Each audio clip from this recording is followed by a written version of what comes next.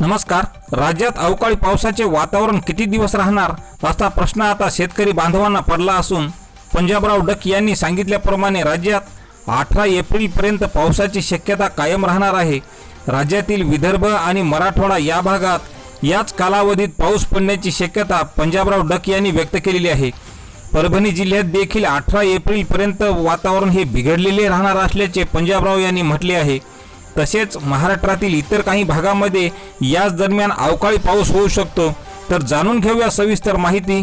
यापूर्वी आपल्या चॅनलवर आपण नवीन असाल तर चॅनलला सबस्क्राइब अवश्य करा। तर शेतकरी मित्रांनो, राज्यात 18 एप्रिल पर्यंतच्या कालावधीत राज्यातील विविध भागामध्ये जोरदार तो काही ठिकाणी हलक्या पावसाची शक्यता राहील।